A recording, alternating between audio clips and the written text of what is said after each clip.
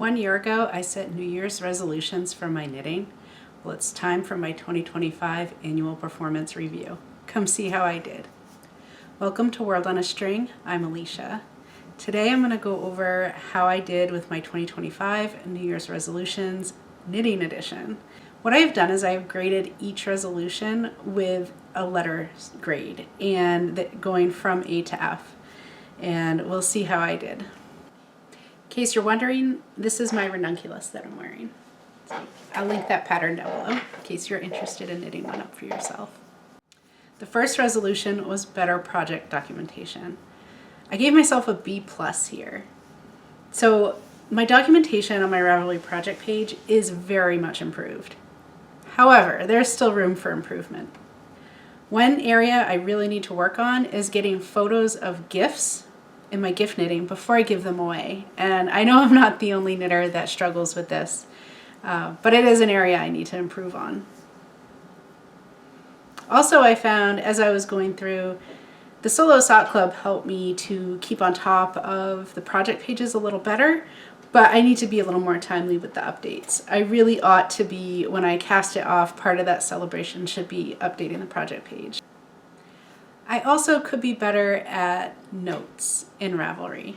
So I do often find it helpful to go back and look at the notes and see, did I change a needle size? Or even long after the project, if I want to knit it again, what needle size did I use? Sometimes we have those pesky projects that hibernate for a while, and you think at the time that, well, I'm knitting on it, I know what I'm knitting with. But 6 or 9 months later, when you pick it up again and you've taken the needles to work on something else, I don't always know what the needle size was, and so on and so forth. So that's another area where I need to improve. So overall, again, B+, definitely room for improvement. Number 2 was stash reduction and management, and I earned a D in this area. So my stash is actually larger now than it was at the beginning of 2025, and I'm not even sure by how much, but I just know it's bigger. So clearly I've not put all the things that I've purchased into my stash. On the bright side, I do have them segregated so that I know what needs to go into stash. The worst thing you can do if you're trying to keep track of your stash is to bring in new yarns and put them in the same place and not add them to Ravelry. And of course, this is assuming that you want to manage them in Ravelry, right? But once it goes into that, in my case, closet or tote, and you've not put it down a month later, I don't know what's in the Ravelry inventory and what isn't. So then you got to pull through and go one by one to really get it back up to date again and know that it's correct. So you might ask, Alicia, if your stash is larger now than it was at the beginning of 2025, why did you not get an F for this area? And that's an excellent question. And the answer is, I can honestly say my stash is much better organized and managed than it was previously. So I have made huge gains, not just in the stash size. Actually, the stash size, the gains are probably relatively minimal. However, I am doing better with how it's organized and how it's managed. And the other reason that I got a D here and not an F is all of my 2025 Solo Sock Club socks were knit from stash yarns. So I definitely did make a lot of progress in moving some of that yarn. I just bought too many things and brought them in. A big part of that was I did do the main yarn cruise in 2025, which was so much fun to see all the yarn stores that are available in my state. However, I did want to buy something in every place. I wanted to support each store that was there, and I thought it would be nice to have a little memento from each store that I had visited. So while I made an effort to try to buy non-yarn items, I did fall down and I picked up some yarn in some places. So, there's that. Number 3 on my list of resolutions was to knit an emotional support chicken. I get a big fat F here. I did not do this. I do still want to. I love the emotional support chicken. I have yarn picked out for it. I just haven't executed it. And I think that's just a function of having gotten behind in my other goals. So it just went to the back burner, and I am hoping that this is one that I can do at some point in the future. Number 4 on my resolution list was to knit more garments. And I gave myself a C- in this area. I did knit 2 garments in 2025, one being, this is my Busan tee that I think you may have seen as a whip at some point. This I knit in linen. Once it was washed, it really softened up quite a bit. I like the pattern and it came out really well. And the other one was the Winter League pullover, which I think you probably saw at the very beginning of 2025, which is when I finished it. It did not come out well, so I would like to re-knit it at some point. I think I didn't account for it was a superwash yarn, and that's not what was called for. The pattern actually called for like an acrylic and wool blend. And it, as many of you are aware, superwash yarn tends to grow. And that's exactly what happened. So while I don't mind the sweater being looser or having more ease, I could probably wrap a belt around it and wear it as a sweater dress. It looks like it was designed for an Enderman from Minecraft. It's just, the sleeves are so long. And rather than go back and just shorten the sleeves and shorten the length, I think I would like to go back and knit. I'll probably knit a smaller size on smaller needles. I think if I do that, it will result in a sweater that I'm more happy with, that's gonna fit better. So while I did knit 2 garments this year, which is more than the probably 0 I did the year before, I didn't knit the 1 per quarter that I had hoped for. So that grade is a C-, and we'll see about bringing that up in the new year. Number 5 was to knit Halloween socks, and I did that. I got a self-striping Halloween themed yarn from Tall Pine Yarns, and they came out amazing. I did do sort of a slip stitch round at each color change, and to give it sort of a little bit of a broken up pattern to add a little interest to it. I love the way they came out, and I also did a modified heel on those to keep the stripes the same width. Hopefully you agree that these came out stunning, and I'm really pleased with these, and so this one is an A+. Yay! Number 6 was to knit a holiday sweater, and this is enough. I did not do this. I did not plan this project. I did not do anything toward it. I would still love to have a holiday sweater, and I say knit a holiday sweater, but it could be crochet. So, you know, I feel rather open on that. I still would like to do it for the next year. I think like Halloween needs to be the very, very latest that I would start planning this project if I'm actually going to do it, especially given how busy the holidays get. So if you know of any great holiday sweaters that you think I might like, feel free to comment and let me know. I would love to check them out.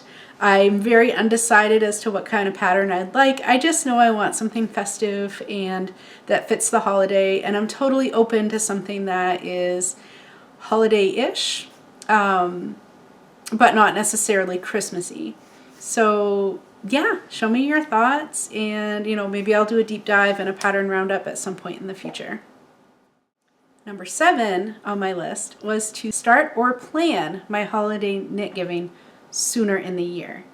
On this, I gave myself a C, and I did decide probably around Halloweenish, which I think would be the appropriate time. I decided not to knit any gifts this year, so it was an easy objective to meet. I will say, as mid-December rolled around, I had just a tiny bit of regret about that.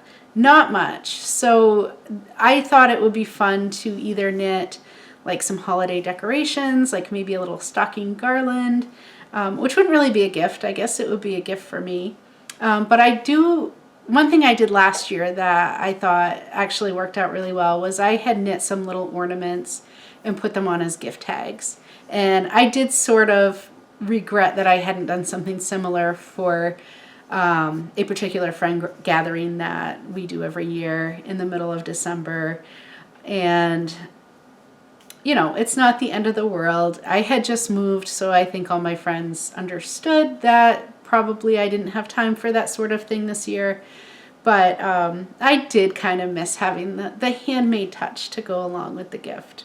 So again, that would be a C for starting and planning my gift knitting early. Number 8 on my list was to spin fiber consistently.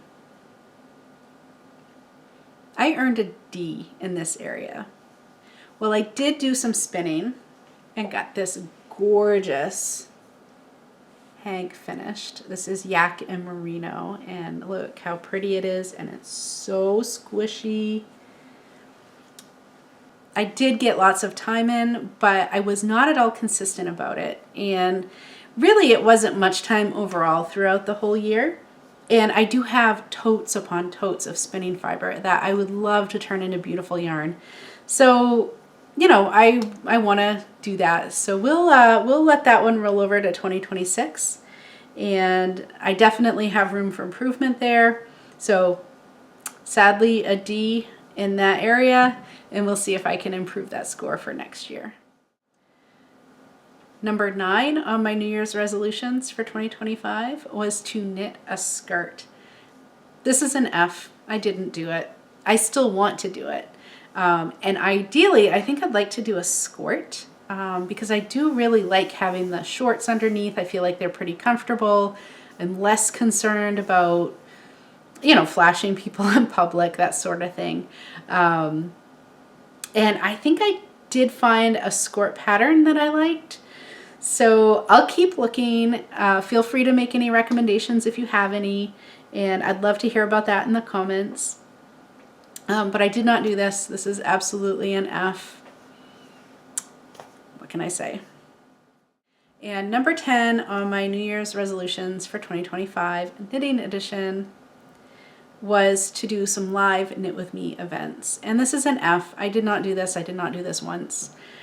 I do think this would be most appropriate to do when I have a larger community of subscribers. So I feel like if we're going to do it, it would make sense to do if there would be at least a handful of people in there who can talk and chat. We'll see how it goes. Let me know in the comments if that's something that you would enjoy or would like to see. We do have a family cruise coming up, and I think we are going to get the internet. So I was thinking it would be a lot of fun to do a live knit and chat from our balcony in our cabin. And I mean, if I'm being honest, there will be much knitting on the balcony that happens on this cruise. I plan to be bringing several projects, you know, just in case. But yeah, there will be, I'm more of a knit on the balcony and drink coffee than a dance on the Lido deck kind of person. So there's that. But I thought it would be just so nice to do like a chat event on the cruise. And keep in mind that I don't really know. I've not had the internet package on a cruise before, so I don't know how good it is and if it would really support live streaming. Their page where you buy it says it does, so that seems promising.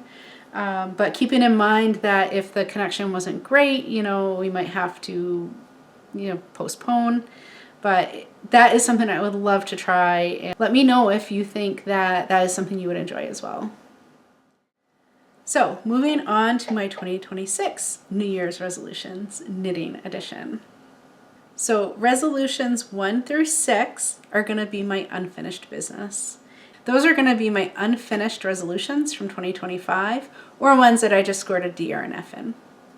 So again, to summarize, 1 is going to be stash improvement and management. I want to get better at reducing the stash, so hopefully this year we actually see a reduction, and also making sure that everything's logged appropriately and in a timely manner. Number 2 is going to be to knit that emotional support chicken. I don't think this would really even take that long, so I really just need to get it done, and I'll probably get addicted and do more than one. Number 3 is fiber spinning. I have my wheel up in the new house. I have a great setup. I actually, the last week or two, have been really good at getting some spinning time in. So hopefully we'll see a better grade in 2026 for this one. Number 4 is knit a skirt / skirt. Again, this is one I would hope to have finished before summer so that I could really enjoy it. Number 5 is the holiday sweater, and I definitely want to knit something, so we're going to carry that one over to 2026 as well. And I think a reasonable timeline is we want to start planning that around September or October and have it on the needles no later than Halloween. And number 6 is to do some live knit with me events, and hopefully we do that and it takes off and everybody enjoys it. And now we're moving into new resolutions for 2026. And it's not lost on me how many 2025 ones I did not get done. So I'm going to try to take it easy on myself this time. Number 7 is going to be to set up my new recording nook. So as I've mentioned a few times, we are in a new to us home. We moved back in November. And I want to set up a spot for recording that's better than just a blank wall behind me.